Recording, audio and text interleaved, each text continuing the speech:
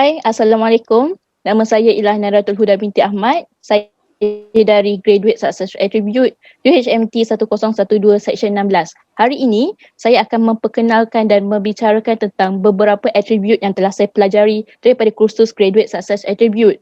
Lantaran itu, hari ini setelah berjemput seorang rakan saya iaitu Nur Farida untuk bersama-sama berbincang mengenai pengalaman dan juga dapatan yang telah kami dapat hasil kegiatan kami dalam dunia orator, di mana kami mendapati bahawa dalam dunia orator ni terdapat banyak atribut yang telah kami belajar, pelbagai kemahiran yang telah kami belajar.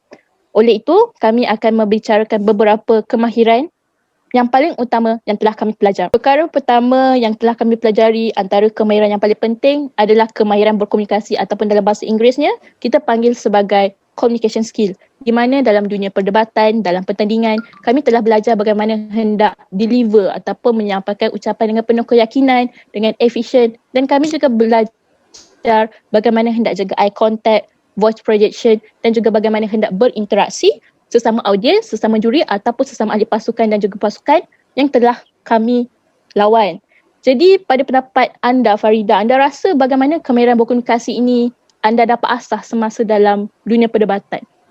Pendapat saya, kemahiran berkomunikasi ni bukan sahaja dari segi pertuturan, namun dari segi pendengaran juga kita perlu ambil tahu dan kita perlu asah yang mana kemahiran komunikasi ini akan lebih berkesan bila adanya komunikasi secara dua hala, pendengaran yang secara aktif dan respon maklum balas setelah mendengar sesuatu perkara yang telah disampaikan. Itulah daripada saya.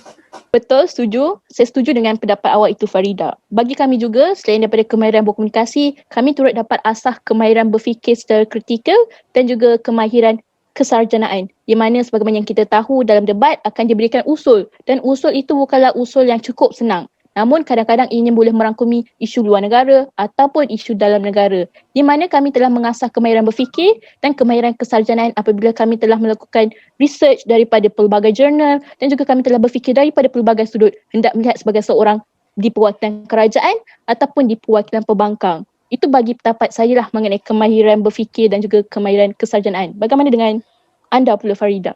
Pada pendapat saya pula, kemahiran berfikir dapat diasah apabila kami telah mencari maklumat dan secara tak langsung mengembangkan lagi pengetahuan kami apabila kami mengolah idea luar kotak yang kami dapat hasil dapatan daripada kajian-kajian yang telah kami lakukan. Jadi saudari Huda rasa adakah leadership skill dan juga kerja berpasukan turut digilap apabila kita terlibat dalam dunia perdebatan? Bagi pendapat saya, dari segi leadership dan juga kemahiran bekerja secara berpasukan adalah satu perkara yang bakal digilap juga sepanjang kita terlibat dalam dunia perdebatan. Sebab dalam debat kita bekerja secara berkumpulan, kita ada 4 orang dalam satu pasukan dan sudah pasti untuk kita bertanding, kita akan berkomunikasi. Bila kita berkomunikasi, sudah pasti akan ada pelbagai idea dan untuk mencapai satu fahaman ataupun satu idea yang sama, satu pemikiran yang sama, kita kena bertoleransi antara satu sama lain, bekerjasama, berbincang dan pilih mana yang terbaik untuk kita.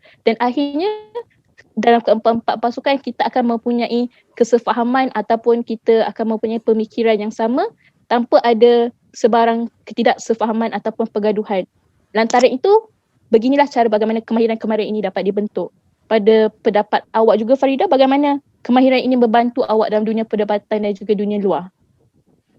Kemahiran kepimpinan dan juga kemahiran kerja berpasukan pasti dapat digilap melalui dunia perdebatan kerana pada pendapat saya bukan sahaja seseorang leader yang baik diperlukan dalam satu kumpulan tetapi anak-anak buah juga iaitu pengikut dalam sebuah kumpulan memainkan peranan yang besar untuk memastikan sesebuah kumpulan ataupun satu kumpulan itu berjaya dengan lebih hebat.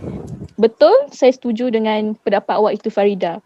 Jadi nampaknya sampai di sini sajalah perbincangan dan perkongsian daripada kami berdua. Secara konklusinya, saya dapat membuat kesimpulan bahawa terdapat beberapa atribut yang telah kita pelajari yang telah saya tekankan. Yang pertama adalah kemahiran berkomunikasi, yang kedua adalah kemahiran berfikir, kemahiran kesarjanaan, kemahiran kepimpinan dan akhir sekali adalah kemahiran bekerja dalam berpasukan. Lantaran itu adalah kita bersama-sama mengamalkan kesemua graduate success attribute. Sekian, terima kasih. Assalamualaikum.